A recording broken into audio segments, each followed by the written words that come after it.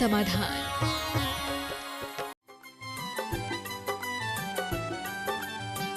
इस कार्यक्रम के पुण्यार्चक हैं श्री चंद्रसेन विनोद कुमार जैन, रामपुर वाले, VKJ projects private limited, Dehradun.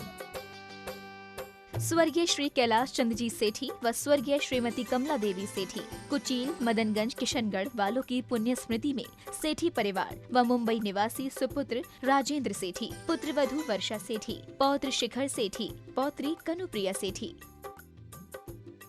Shri Pradeep Jain, Shrimati Amita Jain, Itanagar, Arunachal Pradesh, पुत्र केतन जैन, पुत्री Chalshi Jain, MS Raj steel, MS Raj tiles and sanitary, MS Raj electrical, nearest gate के पास, जिला पप्पुमपारे, निर्जुली, अरुणाचल प्रदेश। श्री जतिन शाह, श्रीमती डॉक्टर कल्पना जे शाह, पुत्री मुग्धा, अभिजीत शाह, डॉक्टर केतकी, तुषार शाह, पौत्र पौत्री Aadi, Aabha, Aayu, Anand Pratishthan, Anand polyclinic and Manchakshu eye hospital, Dhulia, Maharashtra. Muzaffarnagar, Uttar Pradesh. Shri RP Jain, Shrimati Mamta Jain. Shri Adinath भगवान की बोलिए, मूल नायक देवादी देव 1008 श्री महावीर स्वामी की बोलिए। प्रातः स्मरणीय संत शिरोमणि परम पूज्य 108 आचार्य गुरुवर विद्यासागर जी मुनि महाराज की जय जय जय। बोलिए गुणायतन प्रणेता, शंका समाधान प्रवर्तक, भावना योग प्रवर्तक, प्रखर वक्ता परम पूज्य मुनि श्री प्रमाण सागर जी मुनि महाराज की जय जय जय। परम पूज्य 108 यूनिवर्सिटी प्रसाद सागर जी मुनि महाराज की जय जय जय। परम पूज्य 108 यूनिवर्सिटी पुराण सागर जी महाराज की जय जय जय।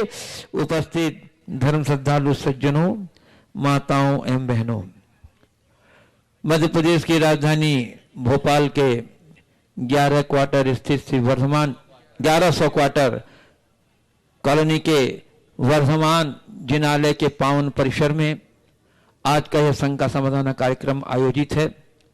आज के शंका समाधान कार्यक्रम में यहाँ उपस्थित स्थानीय श्रद्धालु जन, देश और विदेश के विभिन्न स्थानों से पधारे उपस्थित श्रद्धालु जनों का तथा उन सभी दर्शकों और श्रोताओं का जो आज यहाँ आयोजित शंका समाधान कार्यक्रम का सीधा प्रसारण घर बैठे पारस चैनल, जिनवाणी चैनल एवं प्रमाणिक ऐप के माध्यम से देख रहे हैं, सुन रहे हैं, आनंद ले रहे हैं, उन सबों का मैं यहाँ स्थानीय भोपाल की समस्त जैन समाज की ओर से और 1100 क्वार्टर की जैन समाज की ओर से हार्दिक हार्दिक अभिनंदन करता हूँ। मैं देख रहा हूँ जब से गुरुदेव के यहाँ मंगलमय चरण पड़े हैं, खासकर 1100 क्वार्टर वालों का उत्साह और उमंग तो देखते ही बन रहा है, अपूर्व उत्साह और उमंग है और वे बड़े बेताब हैं इस उत्साह और उमंग को एक ऐतिहासिक उपलब्धि में परिणत करने के लिए। मैं आपकी भावना को नमन करता हूं, प्रशंसा करता हूं। अब अपना उत्साह और उमंग इसी तरह बनाए रखिए और इसी के साथ मैं आपको लिए चलता हूं शंका समाधान की ओर। इसके पूर्व रोज की तरह हम लोग पूज्यदेव के मंगलमय आशीर्वाद से अपने आप को अभिषिक्त करेंगे। तो बोलिए मेरे साथ, नमोस्तु गुरुदेव, नमोस्तु गुरुदेव, नमोस्तु गुरुदेव, नमोस्तु गुरुदेव, नमोस्तु गुरुदेव, नमोस्तु। बोलिए यूनिवर्सिटी प्रमाण सागर जी महाराज की। चलिए प्रथम प्रश्न के लिए मैं आमंत्रित हूं श्री देवेंद्र जी सिंघई सिलवानी, श्री सुमन जी, प्रभात जी गोयल छिंदवाड़ा और उसके बाद देवेंद्र जी सिंघई। नमोस्तु गुरुवर, त्रय मुनिराजों को त्रिकाल त्रयवार नमोस्तु।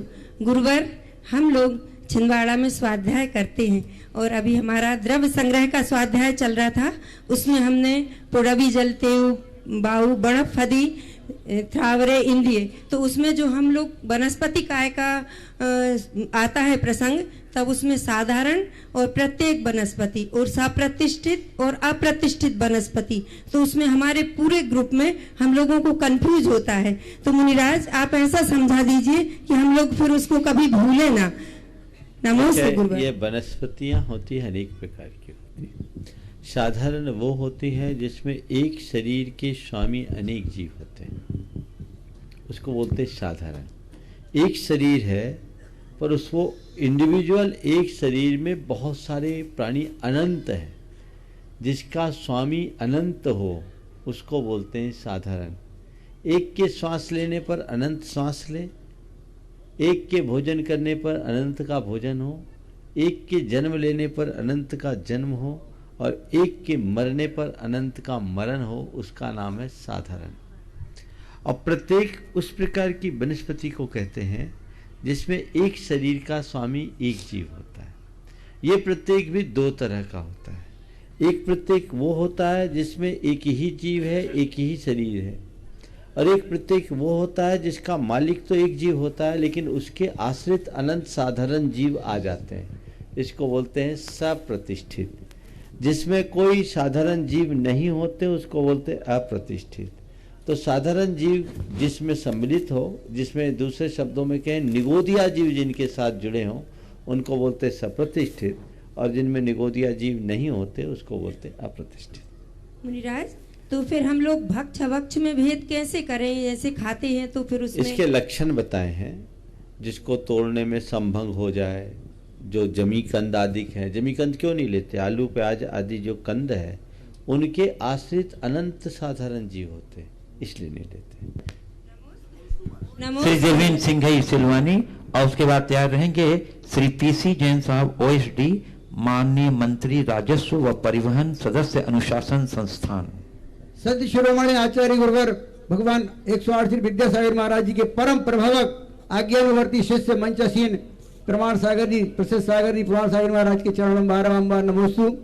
महाराज श्री आपके चरण क्षमा सागर महाराज जी के साथ जब सिलवानी नगर में 20-25 साल पहले पड़े थे, जब से हमारे मंदिरों के निर्माण कार्य इतनी तेजी से हुए कि हम कह नहीं सकते। आपका इतना प्रभाव रहा। और आचार्य गुरुवर 3 साल तीन बार सिलवानी पहुंच चुके आपके प्रभाव से।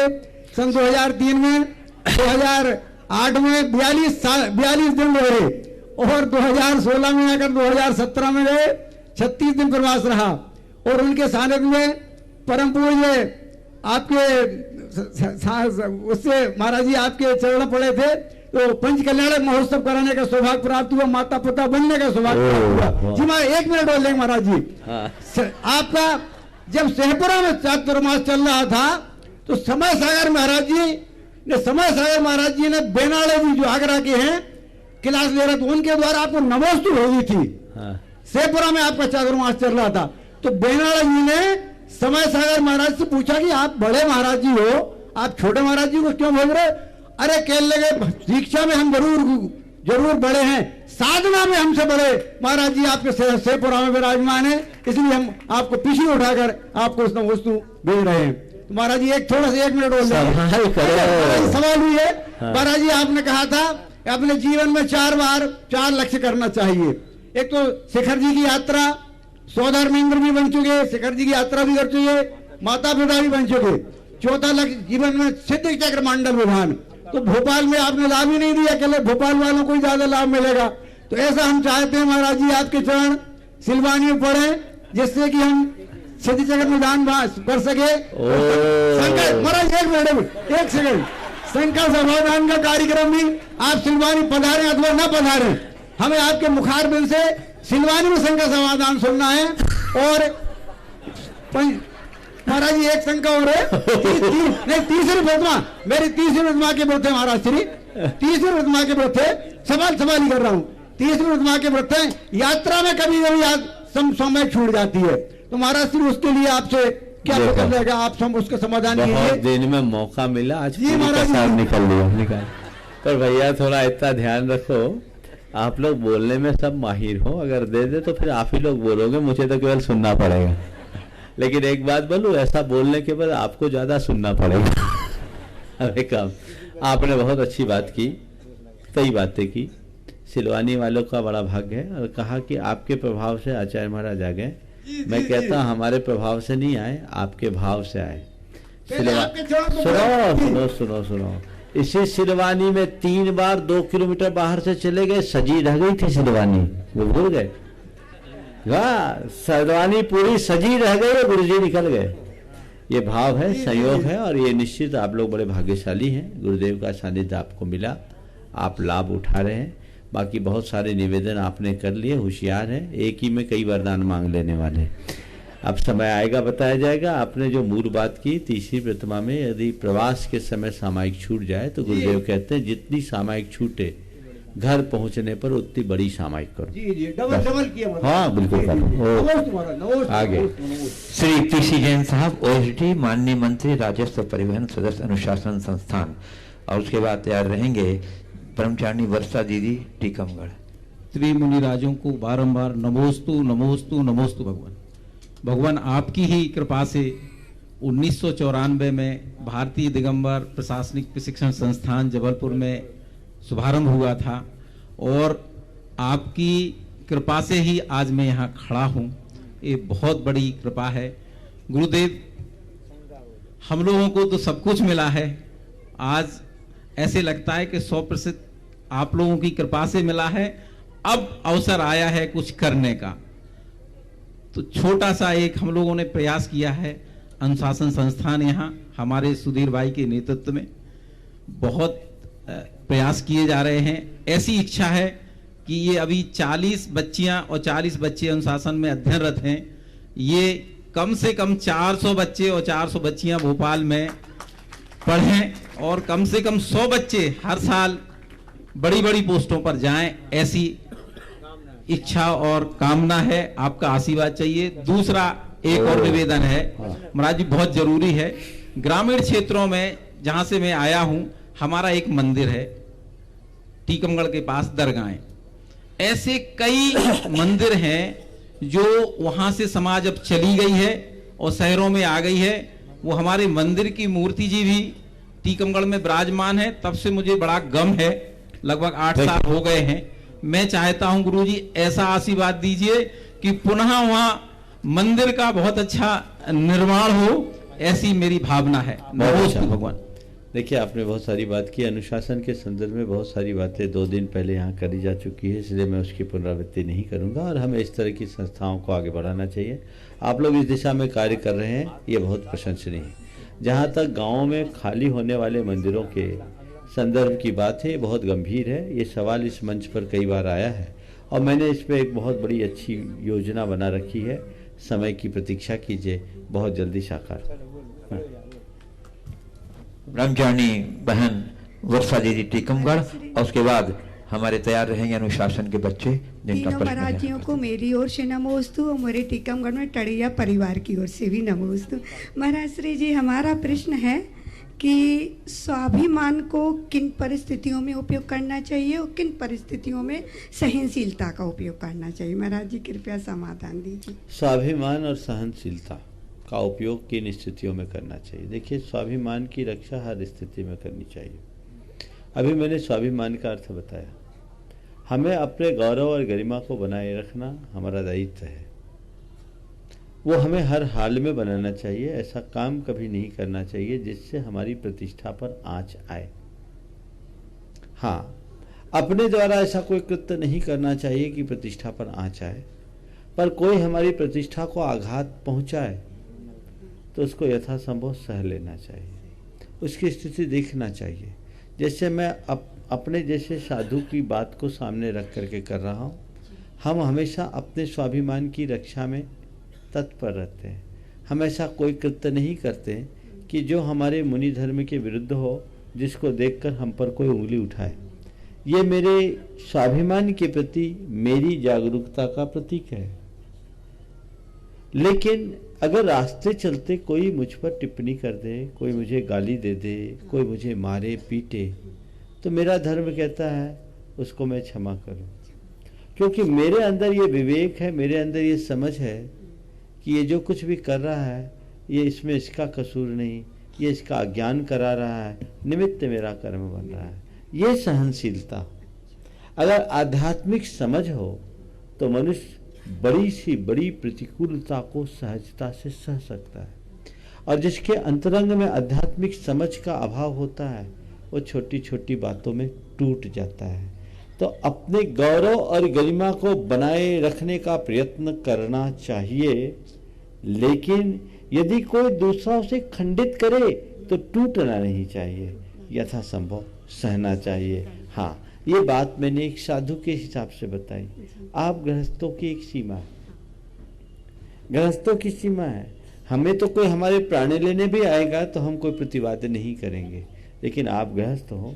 कुछ जगह जहाँ ऐसा लगता है कि इस जगह मौन रहने से बहुतों का नुकसान होना है, तो वहाँ बोल देना चाहिए, वहाँ समझौता नहीं करना चाहिए। जिसकी कल मैंने चर्चा की थी, वहाँ संघर्ष का बिगुल बजाना चाहिए। बहुत बढ़िया महाराज। आमंत्रित कर रहा हूं अनुशासन संस्थान की बच्चियों को जो वहां रह करके यूपीएससी और एमपीएससी की तैयारी कर रही हैं। रांची जैन टीकमगढ़, और उसके बाद तैयार कर रहे हैं सची जैन टीकमगढ़, उसके बाद तैयार रहेंगी मनीषा जैन टीकमगढ़। गुरुदेव के चरणों में नमोस्तु। गुरुदेव, मैं मेरा प्रश्न पूछने से पहले जो मेरे जो अनुशासन की छात्राएं हैं उनके द्वारा एक छोटी सी कविता लिखी हुई है, वो गुरुदेव के चरणों में समर्पित करना चाहती हूँ। आपके आगे होते। कितने मिनट की है? सिर्फ 1 मिनट से भी कम। जल्दी करो। जो सच्ची राह दिखलाते वही तो ही गुरु होते, जो अच्छी बात बतलाते वही तो ही गुरु होते, जो सच्ची बात बतलाते वही तो ही गुरु होते, जो अच्छी बात बतलाते वही तो ही गुरु होते, बिना उनके ये जीवन भी कभी ना ठहर पाता है, उन्हीं के आशीषों से ही तो मंजिल है मिला करती, उन्हीं के आशीषों से ही तो मंजिल है मिला करती। गुरुदेव, मेरा प्रश्न है कि धर्म क्या है? जो हमारे जो धार्मिक रीति रिवाज है उनका क्रियान्वयन धर्म है, या फिर हम वर्तमान में जिस क्षेत्र में कार्यरत हैं उस क्षेत्र के जो हमारी कर्तव्य हैं तो उनका सही तरीके से निर्वहन धर्म है, या फिर किसी ज़रूरतमंद की जो मदद करना धर्म है? तो गुरुदेव, मेरी शंका का समाधान कीजिए कि धर्म की सही परिभाषा क्या है? ये तीनों धर्म नहीं, तीनों धर्माचरण है। धर्म है हमारे अंदर के शुद्धता का नाम, अंदर की पवित्रता का नाम। हम अपनी पवित्रता के लिए अपने धार्मिक कर्तव्यों का पालन करते हैं, अपनी प्रतिबद्धता को प्रकट करने के लिए, बनाए रखने के लिए अपने कर्तव्य का पालन करते हैं, और अपनी संवेदनशीलता को टिकाए रखने के लिए ज़रूरतमंदों की सेवा करते हैं। तो पवित्रता को बनाए रखना, प्रतिबद्धता को सुरक्षित रखना और संवेदनशीलता को बनाए रखना, ये धर्म है। और उसके लिए जो कुछ भी किया जाता है वो धर्माचरण। एक सुझाव दूंगा, आपने कविता बहुत अच्छी लिखी, लेकिन आप लोग सब पीएससी की तैयारी में लगे हैं, कविता करोगे तो पीएससी नहीं कर पाओ। मैं अपना अनुभव बताता हूँ। जब मैं शुरुआती दौर में था तो कविता लिखता था, पर उन दिनों देखा कि कविता लिखने के बाद जब तक 2-4 को सुनाऊं नहीं तब तक चैन नहीं आता। तो एक दिन मेरे मन में ख्याल आया, इससे तो बहुत टाइम किल होता है, बहुत टाइम किल होता है। तो मैंने कविता लिखना बंद कर दिया, और मुझे लगता है कि ठीक है, अगर उसी में उलझा होता तो मैं अपने जीवन को कविता नहीं बना पाता, कविता ही लिखता रहता। क्योंकि आपका लक्ष्य बड़ा है, बहुत अच्छी प्रतिभा है, क्षमता भी है आपके अंदर, पर तुम्हारे माध्यम से तुम सब पढ़ने वाले छात्र छात्राओं को कहूँगा, खासकर उनके लिए जो प्रतियोगी परीक्षाओं में आगे बढ़ना चाहते हैं, वे इससे बच्चे अभी पढ़े और फिर आगे बढ़े, धीरे धीरे धीरे अगर आप ऐसा करोगे तो बहुत अच्छा रहेगा। जिज्ञासुओं से अनुरोध है कि आप जो प्रश्न देते हैं वही प्रश्न पूछा करें, प्रश्न बदल के न पूछा करें। मनीषा जैन टीकमगढ़, उसके बाद तैयार रहेंगी प्राची जैन डिंडौरी। मंचासीन त्रय मुनिराजों के चरणों में मेरा और मेरे परिवार की तरफ से कोटिशा नमोस्तु। महाराज श्री, मेरी शंका का समाधान तो नम्रता दीदी के क्वेश्चन में हो चुका है। मेरी एक और शंका है कि मन की चंचलता और दिमाग की एकाग्रता को बढ़ाने के लिए क्या चिंतन आवश्यक है? मन की चंचलता को रोकने और दिमाग की एकाग्रता को बढ़ाने। मन की चंचलता को रोक लोगे तो दिमाग में अपने आप एकाग्रता आ जाएगी। मन की चंचलता को रोकने का 2 उपाय, एक सम्यक दिशा दर्शन और दूसरा प्रवाह परिवर्तन। मन को हम सही मोटिवेशन दें। अगर हम अपने मन को खुद अपने मन से प्रेरित करने में समर्थ होते हैं तो हमारे मन में काफ़ी कुछ स्थिरता आती है। दूसरा प्रयोग है अगर मन ज़्यादा चंचल या उद्विग्न हो रहा है, उस समय उसे रोकना संभव नहीं है, तो किसी दूसरे काम में उसे लगा दें, डायरेक्शन को चेंज कर दें, तो इससे हमारा मन स्थिर हो सकता है। प्राची जैन डिंडौरी, उसके बाद तैयार रहेंगी प्रिंसी जैन टीकमगढ़। नमोस्तु महाराज जी। महाराज जी, मेरा प्रश्न है कि विद्यार्थी जीवन में सफलता प्राप्त करने के लिए पुण्य और पुरुषार्थ की दोनों की ही आवश्यकता होती है। पुरुषार्थ तो करते हैं, लेकिन कभी कभी पुण्य कम होने के कारण सफलता प्राप्त नहीं हो पाती है, तो इस पुण्य को किस तरीके से बढ़ाया जाए, मार्गदर्शन दीजिए। मैं ये कहूँगा कि विद्यार्थियों को इस गणित में नहीं लगना चाहिए। मेरे पास कितना पुण्य है मुझे नहीं पता, पर मुझे पढ़ाई कितनी करनी है इसका मुझे पता है और पता होना चाहिए। तो जो मुझे पढ़ना है वो मुझे पढ़ना है और केवल पढ़ना है, ये लक्ष्य बना करके पुरुषार्थ करते रहो। और पर्याप्त पुरुषार्थ करने के बाद भी अगर सफलीभूत ना हो, हताश मत हो, फिर से प्रयास करो। हमेशा एक वाक्य को ध्यान रखो कि प्रयत्न करने के बाद भी परिणाम अनुकूल न मिले तो हमें समझना चाहिए कि मेरे प्रयत्न की दिशा में कहीं कोई कमी रह गई है, उस कमी को हम दूर करें, सफल होंगे। आज नहीं तो कल। उस समय पुण्य पाप के गणित में लगोगे तो शायद उसी में उलझ के रह जाओगे। अपने लक्ष्य को सामने रख करके चलोगे तभी सफलीभूत होगे। हाँ, पुण्य का स्मरण करना कब? जब बहुत प्रयास करने के बाद भी वांछित परिणाम न मिले और मन हताश होने लगे। चलो, मेरा भाग्य साथ नहीं दिया, ठीक है, मैं अपने भाग्य को आगे फिर बढ़ाने की कोशिश करूँ। प्रिंसी जैन टीकमगढ़, उसके बाद तैयार रहेंगी श्रीमती गीता अनिशा जैन 1100 क्वार्टर। नमस्ते गुरुदेव। गुरुदेव, मेरे पिताजी के द्वारा लिखी हुई 2 पंक्तियां समर्पित हैं। पंक्तियां नहीं, सवाल करो। मेरा सवाल यह है महाराज जी, आज हम जब तैयारी कर रहे हैं तो हमें सिखाया जाता है कि प्रशासन के नैतिक मूल्यों में धर्मनिरपेक्षता एक आधारभूत मूल्य है, और जब हम प्रशासनिक क्षेत्र में शपथ लेते हैं तो हमें धर्मनिरपेक्षता की ही शपथ दिलाई जाती है। परंतु जब हम अपने इस कार्य क्षेत्र में पहुंचते हैं तो कुछ धार्मिक परिस्थितियां ऐसी बन जाती हैं कि कहीं ना कहीं हम धर्मनिरपेक्षता को बढ़ावा तो देना चाहते हैं, परंतु कहीं ना कहीं हमारे मन में अपने धर्म के प्रति ही भावना रहती है और हम उसे ही प्रमोट करना चाहते हैं, परंतु हम धर्मनिरपेक्ष या फिर दूसरे धर्मों के प्रति और अपने धर्म के प्रति सामंजस्य कैसे बिठा के चलें, कृपया मार्गदर्शन दीजिए। देखिए, सबसे पहले धर्मनिरपेक्ष शब्द ही सही नहीं। धर्म से निरपेक्ष होकर के तो जिया ही नहीं जा सकता। धर्म तो हमारे भीतर का तत्व है। पंथ निरपेक्षता की बात होनी चाहिए, लेकिन जब से धर्म के लिए रिलीजन शब्द आ गया तब से विडंबना हुई। हालांकि कोशकारों ने अब रिलीजन के स्थान पर वापस धर्म को प्रतिष्ठापित कर दिया, तो रिलीजन और धर्म में बहुत अंतर है। चूँकि कोई भी शासकीय कर्मी है और शासकीय क्षेत्र में अपनी सेवाएं दे रहा है तो उसका 2 धर्म है, एक राजधर्म, एक आत्मधर्म।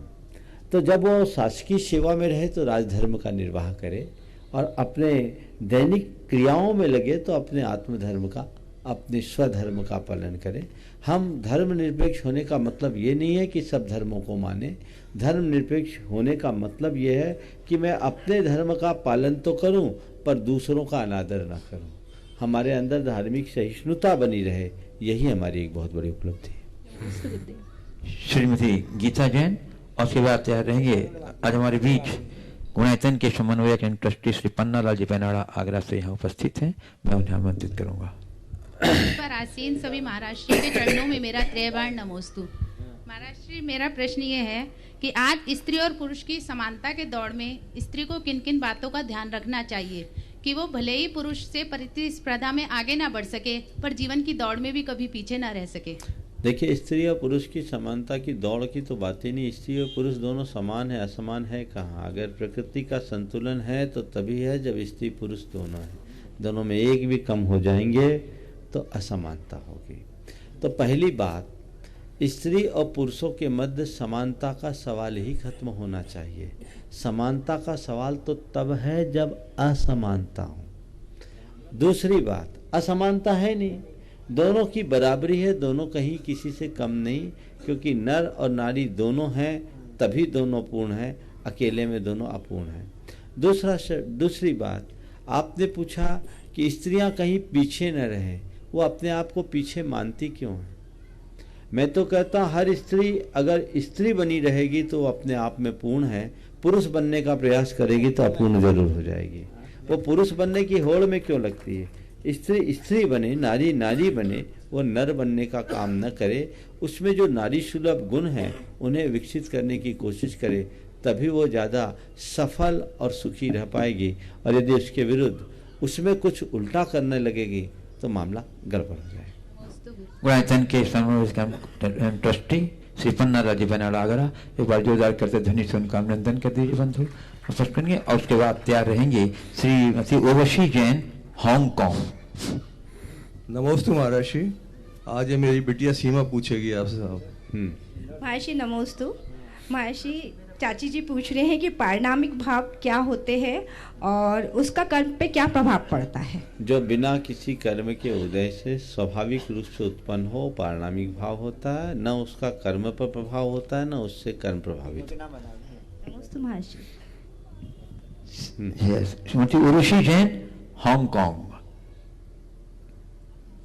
और उसके बाद तैयार रहेंगे श्री आरसी जैन, अवकाश प्राप्त अपर आयुक्त हाउसिंग बोर्ड भोपाल।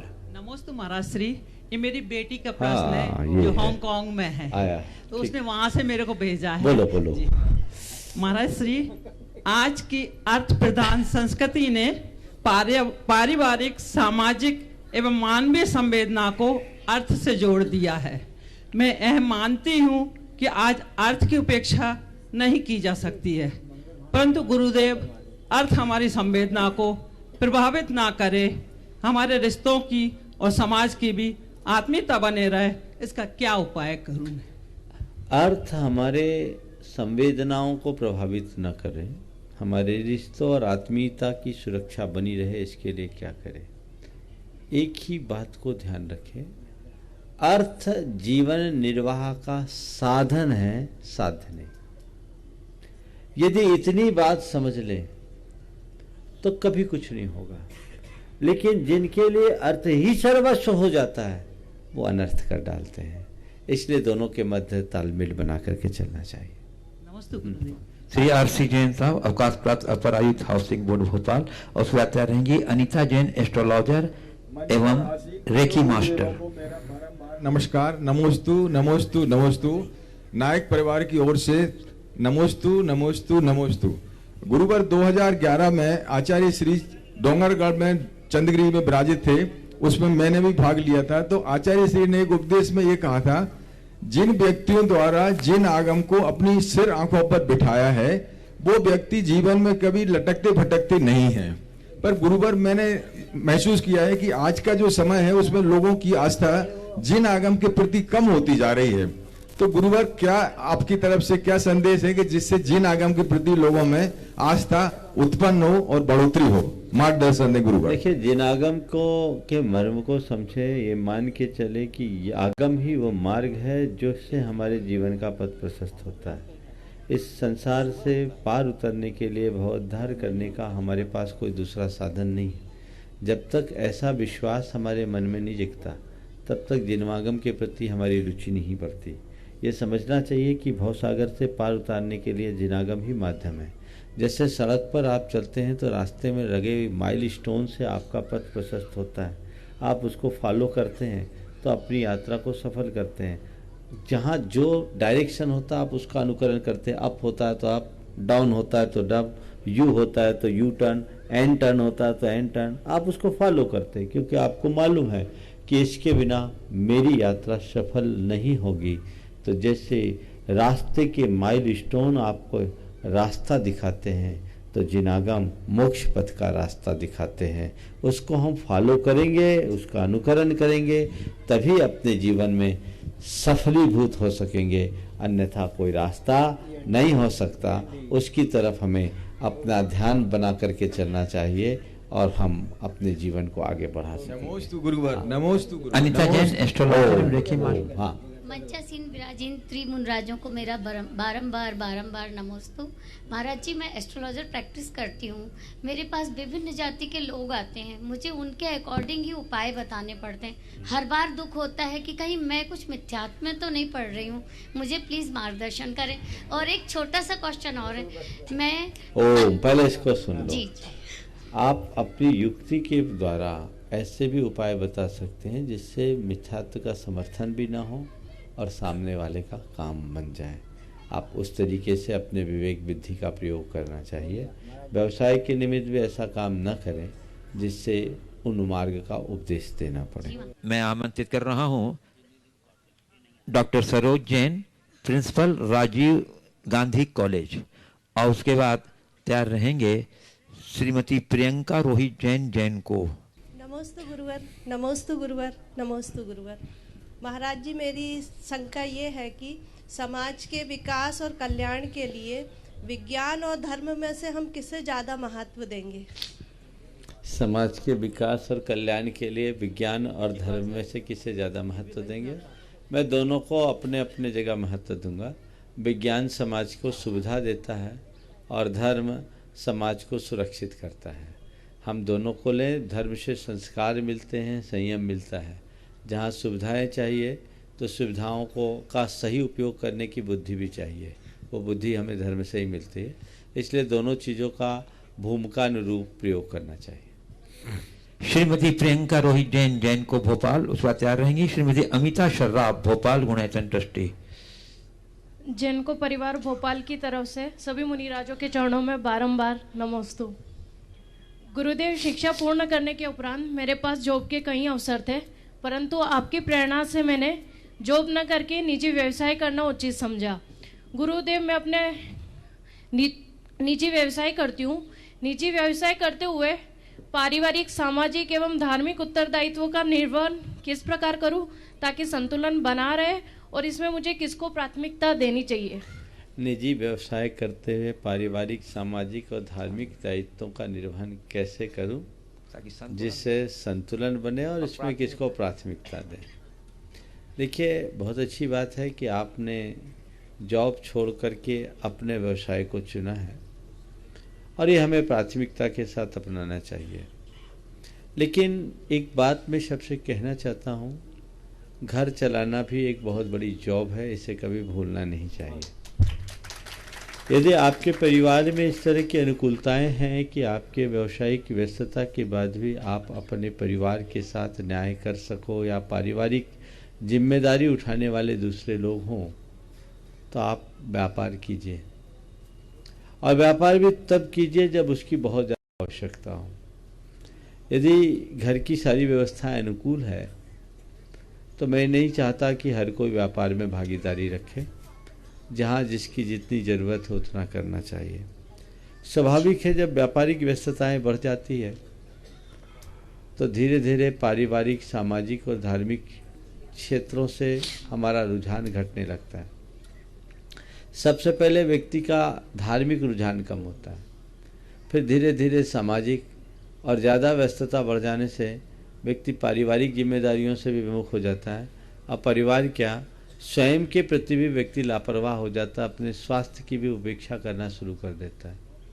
इसलिए व्यक्ति को एक बात समझना चाहिए कि मेरे अर्थोपार्जन का उद्देश्य क्या है।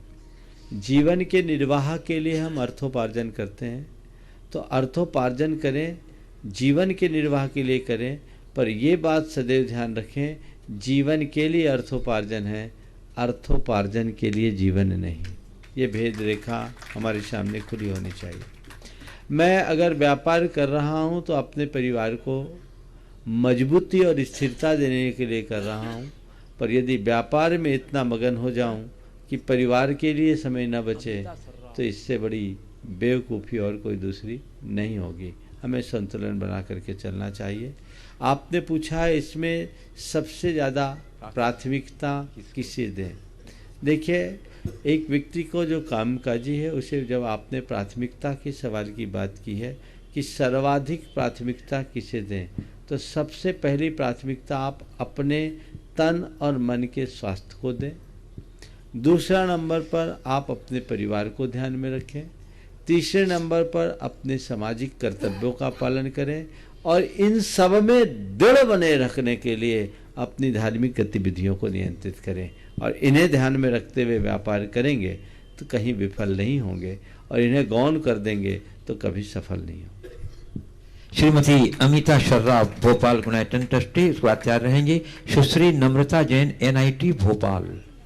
नमोस्तु गुरुवर, नमोस्तु गुरुवर, नमोस्तु गुरुवर। श्री मैं आपसे ये पूछना चाहती हूँ कि भगवान पार्श्वनाथ के जीव 10 वर्ष पूर्व भगवान पार्श्वनाथ के जीव जो उनकी माता थी, उन्होंने भगवान पार्श्वनाथ जी से जीव को जन्म दिया और उसी माता ने कमट जैसे काले क्रोध से भरे जीव को जन्म दिया।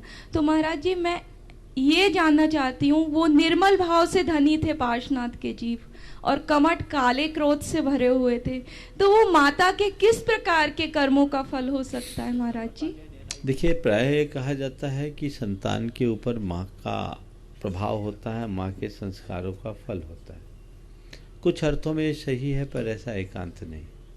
पार्श्वनाथ और कमठ का ये उदाहरण है। हर जीव का अपना अपना कर्म होता है, अपना अपना नियोग होता है। ये संयोग ऐसा बन गया कि एक ही जगह एक हंस और एक बगुला दोनों प्रकट हो गया, एक कौवा और एक कोयल एक ही जगह प्रकट हो गया। ये कभी कभी ऐसी स्थितियाँ बन जाती है। मैंने वर्तमान में भी देखा है। मैं एक ऐसे परिवार को जानता हूँ जिसमें एक मुनि महाराज है, एक कारिका है और 2 भाइयों का 3 बार जिला बदल हो गया। 2 भाई अपराधी। तो ये स्थितियाँ बनती है, हर जगह होते हैं। हर जीव के अपने अपने कर्म होते हैं, निमित्त बनते हैं और निमित्त नैमित्तिक संबंध के साथ जुड़ा होता है। मैं ये मानता हूँ कि कमठ के निमित्त से ही पार्श्वनाथ भगवान का कल्याण होना था। शायद ऐसा नियोग बना और 10 भाव तक वो चलता रहा। चलिए, सुश्री नम्रता जैन NIT भोपाल, उसके बाद तैयार रहेंगे श्री संजय जैन स्मृति इंद्रपुरी। मंच में विराजे तीनों महाराज जियों को मेरा बारंबार नमोस्तु। महाराज जी, मैं NIT भोपाल की स्टूडेंट हूँ। हमारे यहाँ विभिन्न प्रदेश एवं विभिन्न संस्कृति के सभी जैन स्टूडेंट साथ में पढ़ते हैं।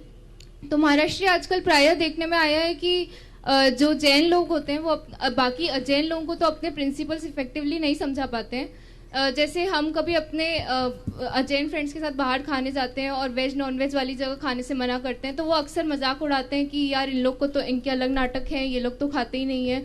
तो ऐसे अक्सर जैन लोगों का मजाक उड़ाते हैं। और दूसरी तरफ ये भी देखने आया है कि जो अजैन लोग होते हैं वो कई बार जैन लोगों को बुरे कार्य करने के लिए इन्फ्लुएंस कर लेते हैं, जो भले 1 या 2% ही हमारी समाज में देखने आता है। तो महाराज श्री मार्गदर्शन दीजिए कि कैसे हम जैन स्टूडेंट्स बाकी जैन लोगों को अपने प्रिंसिपल्स इफेक्टिवली समझा सकें ताकि वो हमसे प्रभावित हो और हम ना उनसे प्रभावित हो पाए। बहुत सुंदर सवाल। देखिए, प्राय ऐसा होता है और इसमें सबसे बड़ी कमी तो ये है कि हमारे जैन बच्चों में भी अपनी परंपराओं और संस्कारों के प्रति जैसी समझ होनी चाहिए वो कम है। यदि उनमें वो समझ हो तो वो उनसे प्रभावित नहीं होंगे, उन्हें प्रभावित कर लेंगे। पहली बात तो जब कभी भी ऐसी बात आए तो उन्हें अहिंसा और शाकाहार के विज्ञान को दृढ़तापूर्वक समझाना चाहिए और इसे केवल धर्म से जोड़कर नहीं, इसे स्वास्थ्य से संबद्ध करके बताना चाहिए कि ये हमारे शरीर के लिए अनुकूल आहार है। शाकाहारी हमारे शरीर के लिए आहार है, हम हेल्दी फूड लेना चाहते हैं। हमारा धर्म तो इससे जुड़ा हुआ है ही, पर इससे हमारा स्वास्थ्य भी जुड़ा हुआ है और अपने उसूलों पर दृढ़ रहना चाहिए। उन्हें बहुत तार्किक तरीके से इस बात को समझाना चाहिए कि जब हम किसी को प्राण दे नहीं सकते तो प्राण लेने का हमें क्या हक है, और जो हमारे स्वास्थ्य के अनुकूल नहीं है वैसा हम भोजन करें क्यों। यदि इस तरीके की बात दृढ़तापूर्वक करेंगे तो बच्चे प्रभावित होंगे। अभी कुछ दिन पहले एक IITian स्टूडेंट आया था BHU का, इसी शंका समाधान के कार्यक्रम में। उसने बनारस में बहुत अच्छी, वाराणसी में व्यवस्था बनाई कि उसके प्रयास से एक स्वतंत्र वेज मैस चालू हुई और वेज मैस चालू हुई और बढ़ते बढ़ते उसमें 400 बच्चे आज मैस में भोजन ले रहे हैं, बाहर के लोग भी आ रहे हैं। और वो 2 अक्टूबर को हमेशा वर्ल्ड वेजिटेरियन डे के रूप में मनाते हैं, सारे लोगों को बुलाते हैं, बड़ा अच्छा इवेंट करते हैं। तो थोड़े से प्रयासों से बहुत बड़े काम हो सकते हैं। और उसका प्रभाव, वेबसाइट भी उनने बना रखी है, पूरी इसी मंच के माध्यम से उनने बात की थी। तो लोग अगर दृढ़ रहें तो बहुत बड़ा परिवर्तन होता है। जिन बच्चों के संस्कार थोड़े कमज़ोर होते हैं और जो संगति के प्रभाव में आ जाते हैं, जिनका एक ही मकसद रहता है कि हमें किसी तरह से एंजॉय करना है, वे भटकते हैं। लेकिन जो मजबूत होते हैं वे कभी भटकते नहीं। मेरे संपर्क में ऐसे अनेक बच्चे हैं जो अपने मित्रों को मेरे पास लाए और ये बताएं कि मेरे प्रभाव से ये भी शाकाहारी हो गया है।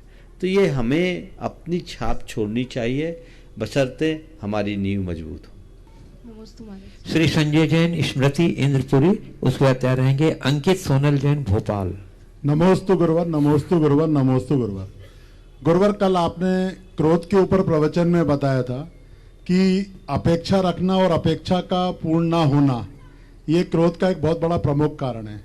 मगर गुरुदेव, हम सब एक सामाजिक प्राणी हैं। हम सामाजिक प्राणी एक दूसरे से अपेक्षा के साथ ही जुड़े हुए रहते हैं, चाहे वो परिवार हो, चाहे समाज हो, चाहे हमारे मित्र हों। यदि हम अपेक्षा ही नहीं रखेंगे तो हमारे आपसी संबंध भी अच्छे मधुर नहीं रह पाएंगे। क्या गुरुदेव, अगर हम दूसरों से अपेक्षा ना रख के सिर्फ उनकी अपेक्षाओं को पूर्ण करके अपना उसे कर्तव्य मानते रहें, या अपने आप को हम उपेक्षित महसूस करें? कृपया मार्गदर्शन दें। देखिए, मैं ये नहीं कहता कि आप अपेक्षाएं मत रखो, अपेक्षाएं रखो, पर यदि कदाचित आपकी अपेक्षाओं की पूर्ति न हो तो स्वयं को उपेक्षित महसूस न करो। अपेक्षा की पूर्ति न होने से झुंझलाहट नहीं आती, स्वयं को उपेक्षित महसूस करने से क्रोध आता है।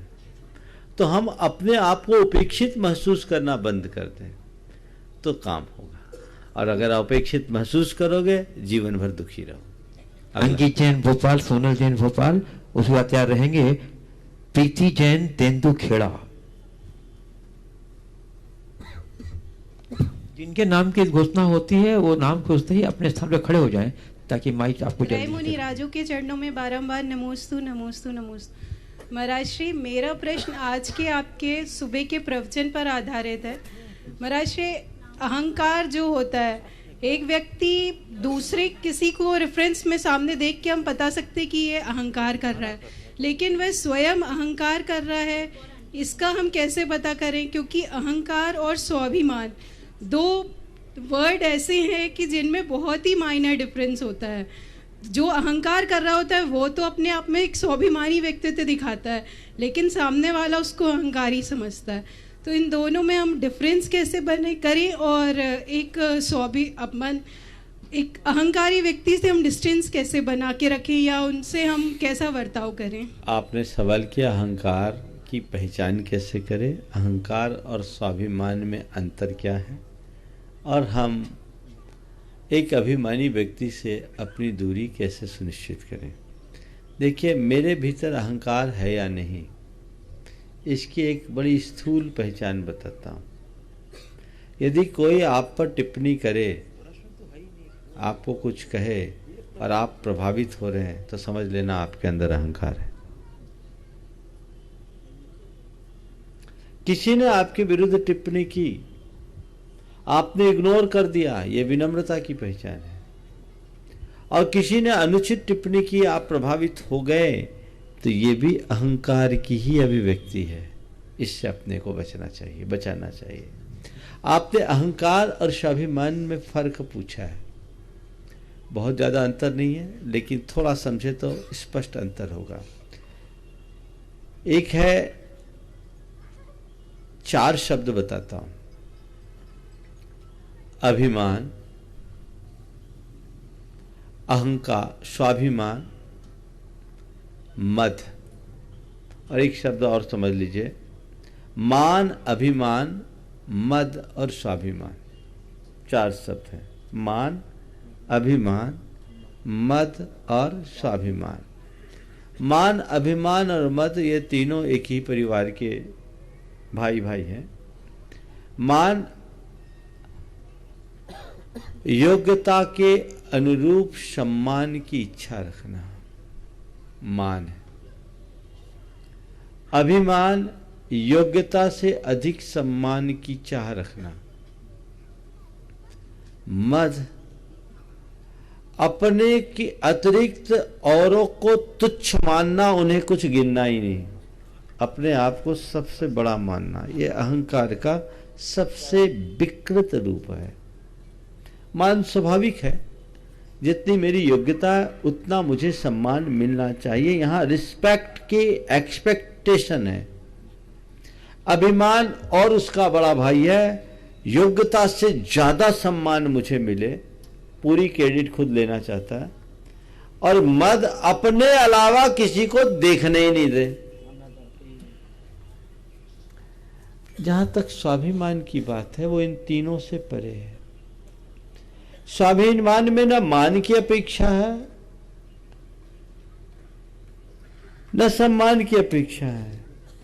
मेरा अपमान न हो, इस सावधानी का नाम स्वाभिमान है। अपनी गरिमा को बनाए रखने के भाव बोध का नाम स्वाभिमान है।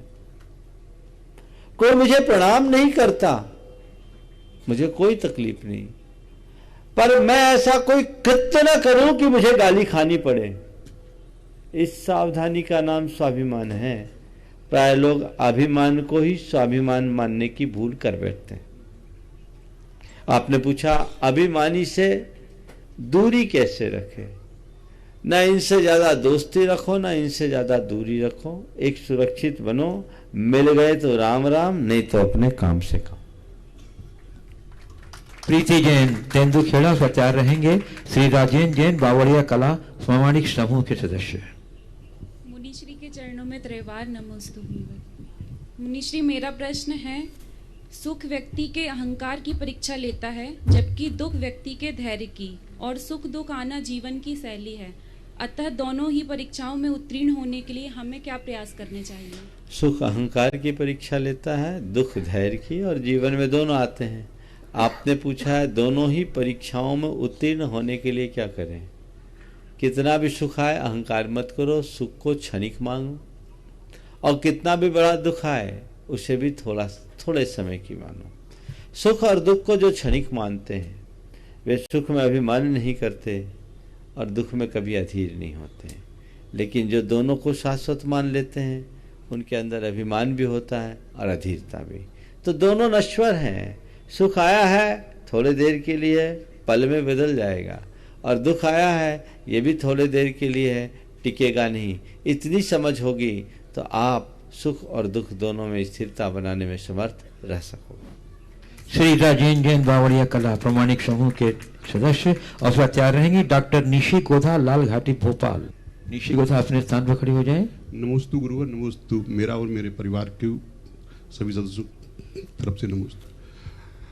प्रमाणिक समूह के 2 सदस्यों का महाराज जी आज जन्मदिन है, मैं आपसे उनका आशीर्वाद निवेदित है। सुप्रिया जी रतलाम से बहुत एक्टिव सदस्य हैं हमारी, एवं रोहित जी का बर्थडे है। आशीर्वाद। हाँ बोलो। नमस्ते गुरुवर। मेरा प्रश्न, ये मेरी बेटी का प्रश्न है।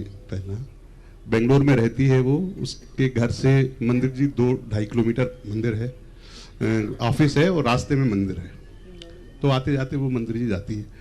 वहीं एक कॉर्नर में एक नॉनवेज मीट की शॉप है। मैं भी अभी गया था तो देखा, छोटी सी शॉप है वो। तो उसकी भावना महाराज जी ऐसी है कि कैसे हम उसको प्रभावित करें कि वो शॉप जो है बंद करके कोई दूसरा रोजगार कर ले। मैंने उससे कहा हम बात करते हैं, तो कह नहीं, महाराज जी से पहले आशीर्वाद लेना, उनसे यदि आशीर्वचन लेना या उपाय पूछना, महाराज जी जरूर देंगे। ऐसी घटना एक जगह हुई, मंदिर के पास ही एक की शॉप रहती थी। साधु संत आहार के लिए निकलते, रास्ते में उसकी शॉप पड़ती, और शॉप के आगे जैनों के काफी परिवार थे। हमारा जब प्रवास था, लोगों ने उसे रिक्वेस्ट किया, हम लोग निकलते वो अपनी शटर डाल देता था। तो मुझे लगा इस आदमी के हृदय में कहीं न कहीं संतों के प्रति श्रद्धा तो है, तभी शटर नीचे डालता है। बस निकलने के पहले डालता था और निकल जाने के बाद उठा देता था।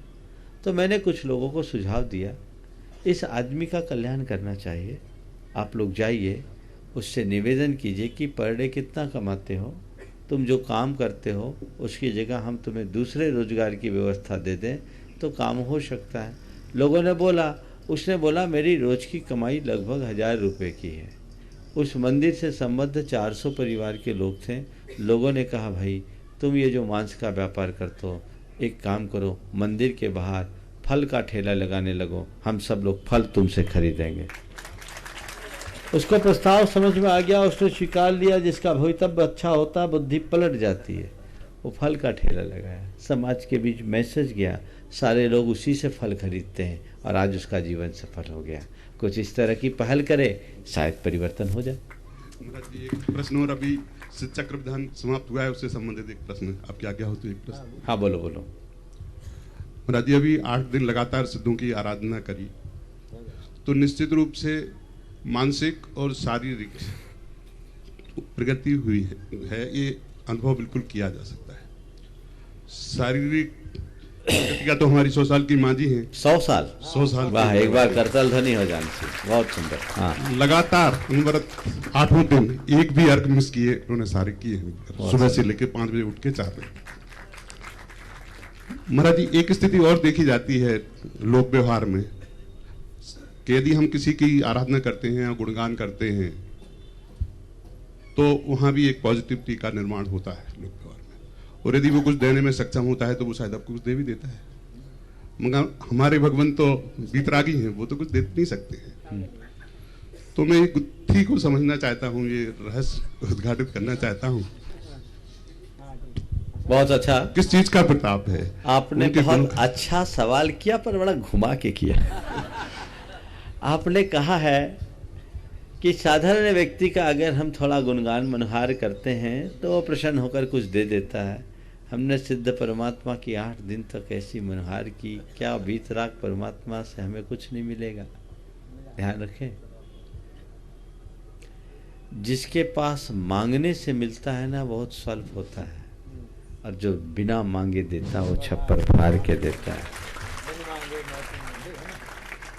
सुदामा श्री कृष्ण के पास गए थे, अपेक्षा लेकर गए थे कि मांग लूंगा बहुत कुछ,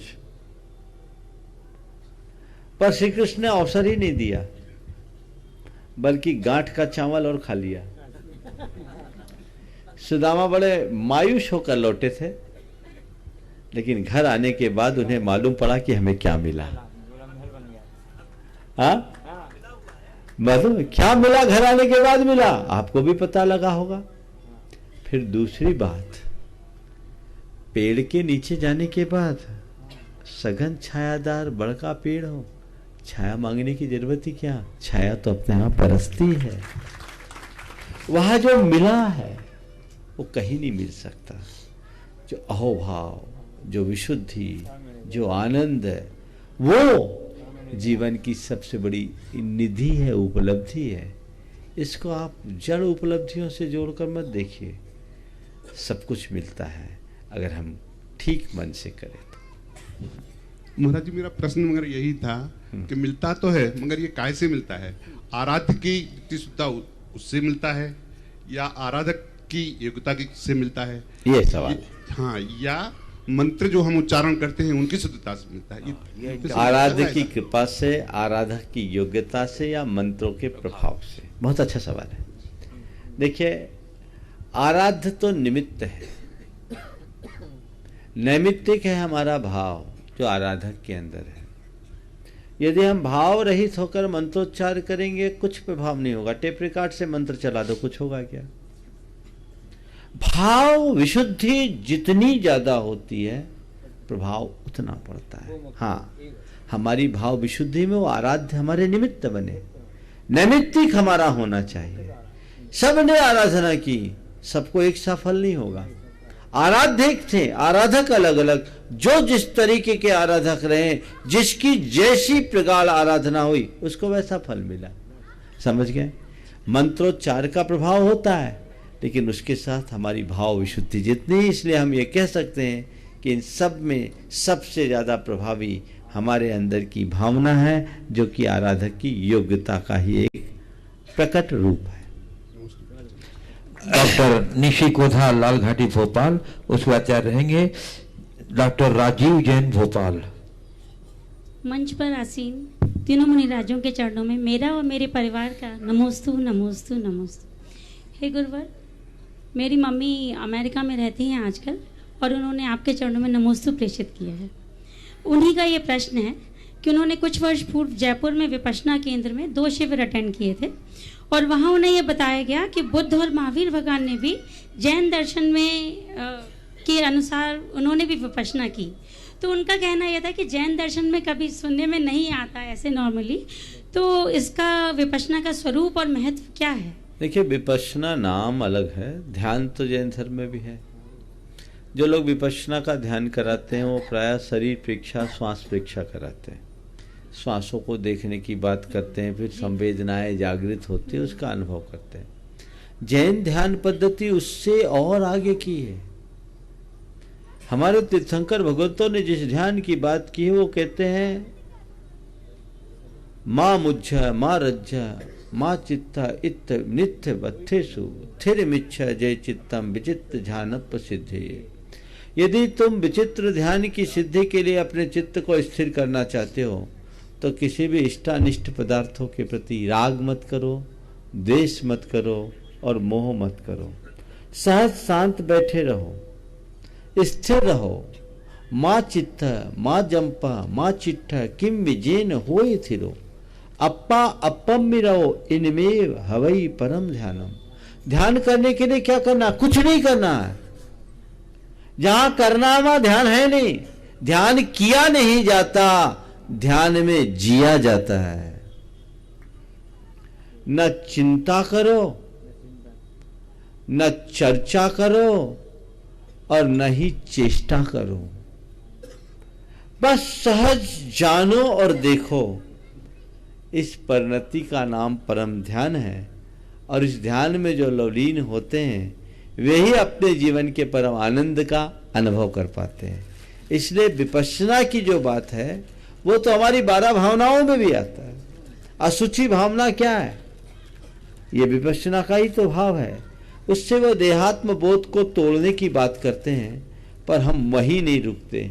देहात्म भाव को तोड़कर आत्म भाव में लीन होना हमारा मूल लक्ष्य है। वो बौद्ध दर्शन से संबद्ध जो लोग हैं वे आत्मा के अस्तित्व को नहीं मानते, वे क्षणिक मानते। वे जहाँ रुकते हैं वहाँ हमारी वास्तविक साधना की शुरुआत होती है। हमें वैसा देख करके चलना चाहिए। अगला। हाँ, नमस्ते गुरुदेव। नमस्ते। एक बोलिए। मंच पर विराजमान डॉक्टर राजीव जैन जी। मंच पर विराजमान तीनों मुनि राजों को चरणों में नमोस्तु नमोस्तु नमोस्तु। महाराज श्री, फील्ड में पशुओं में कई बार संक्रामक बीमारी फैलती है। उस टाइम जब उनके पूरे टेस्ट वगैरह, हम ब्लड सैंपल वगैरह भेजते हैं और संक्रमण फैलने का डर रहता है, तो शासन आदेश के अनुसार उनको मृत करने के निर्देश प्राप्त होते हैं।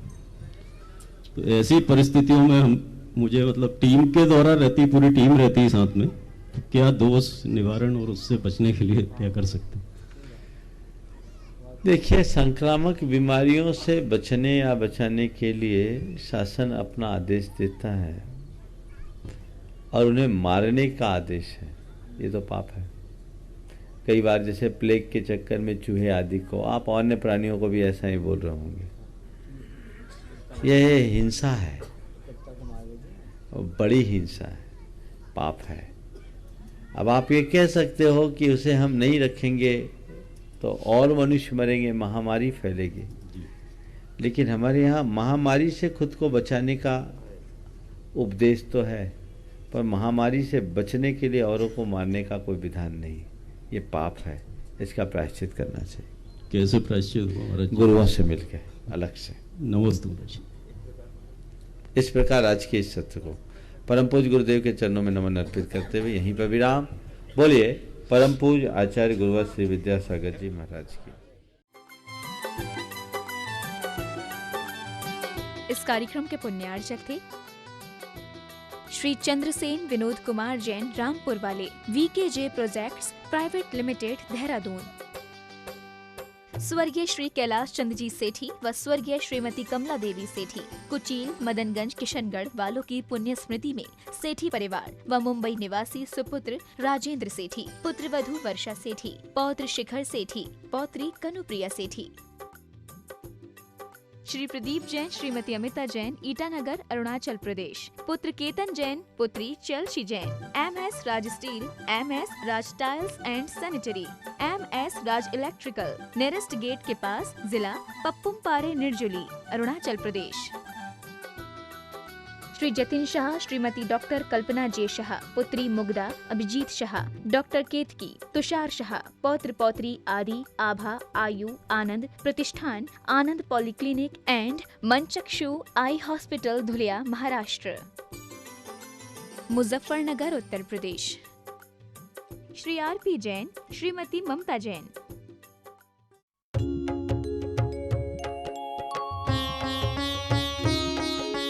का समाधान।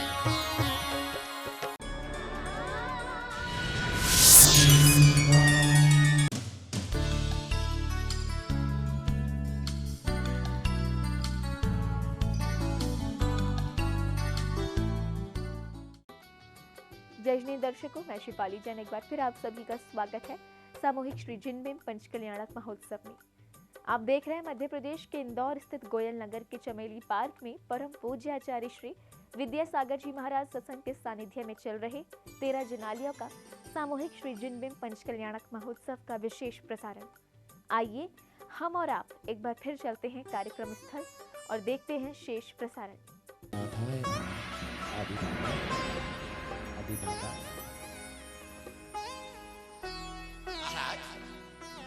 बड़े ही हर्ष का विषय है कि एक ही समय पर आपको 3 सूचनाएं ऐसी मिली जो उत्तम ही नहीं अति उत्तम है।